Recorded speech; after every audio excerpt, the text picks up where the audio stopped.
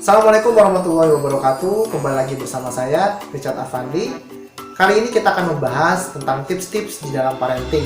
Salah satunya adalah menggunakan kata larangan.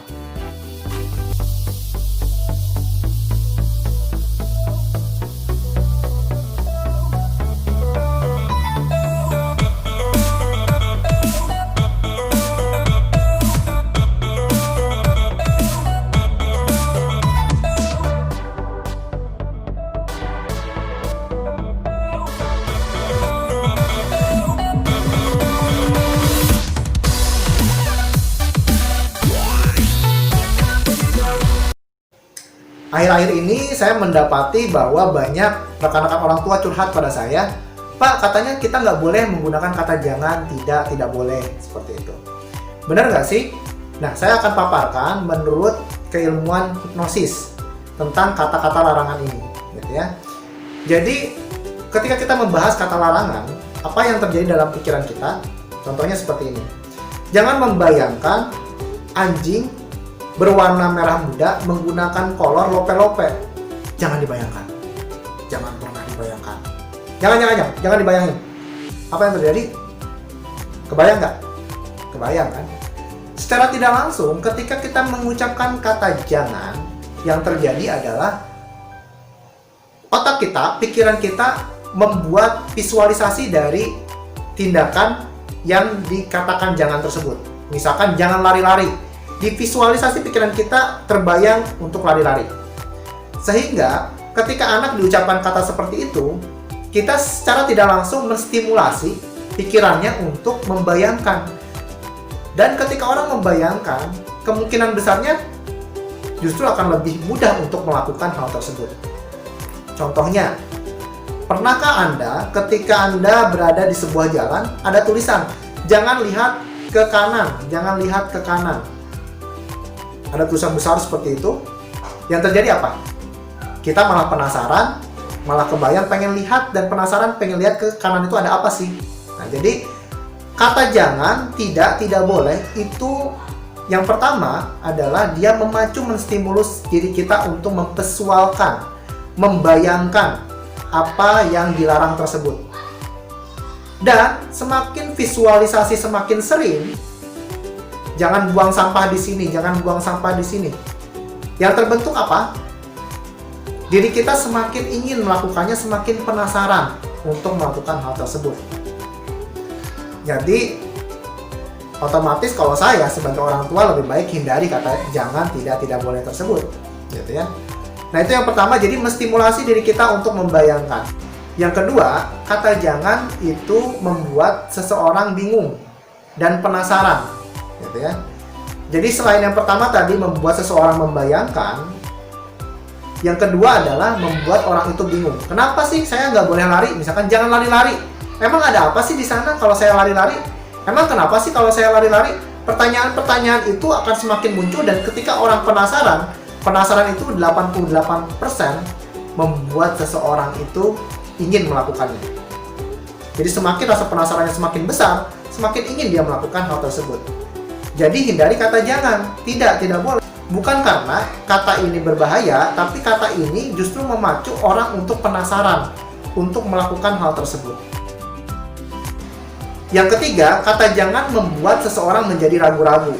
Kenapa? Karena kebanyakan orang ketika melakukan tindakan, lalu diucapkan kata jangan, tidak, atau tidak boleh, maka dirinya akan memberhentikan tindakan tersebut, sedangkan dirinya masih ada keinginan untuk melakukannya. Sehingga ada tarik ulur di dalam pikiran bawah sadarnya untuk melakukan, tidak melakukan. Melatih dirinya untuk menjadi ragu-ragu dan takut ketika melakukan sesuatu. Dan itu berbahaya.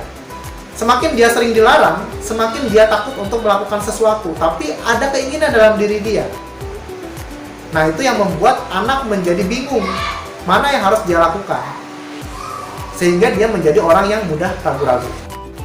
Yang keempat, efek dari larangan jangan, tidak boleh, atau tidak itu berakibat pada labeling. Nah, labeling ini membuat anak melabel semua hal yang berhubungan dengan tindakan tersebut menjadi hal yang tidak boleh dilakukan.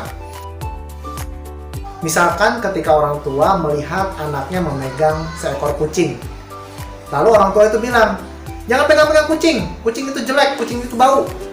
Nah, yang terjadi apa? Anak tersebut menganggap semua kucing itu jelek, semua kucing itu bau, dan semua kucing tidak boleh dipegang.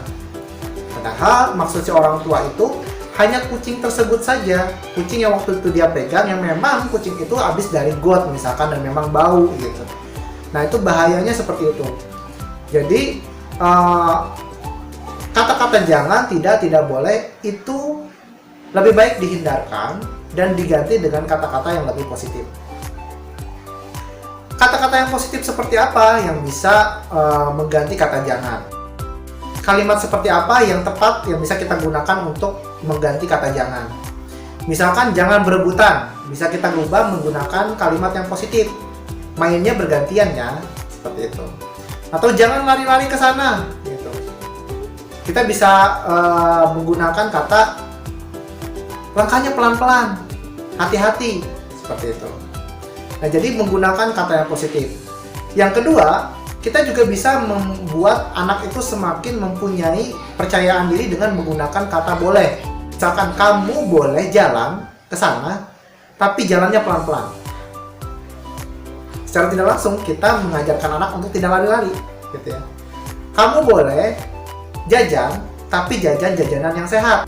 Dengan menggunakan kata positif, itu secara tidak langsung kita mengembangkan inisiatif anak dan kemampuan anak untuk menganalisa mana yang baik, mana yang kurang baik.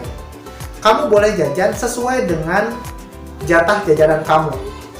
Itu lebih baik dibanding kita menggunakan kata tidak boleh jajan banyak-banyak ya. Banyak-banyaknya itu seperti apa? Itu tidak jelas.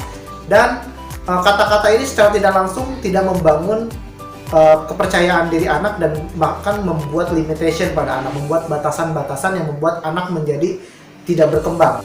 Jadi gunakan kalimat-kalimat yang positif, hindari membatasi dengan menggunakan kata jangan, tidak boleh.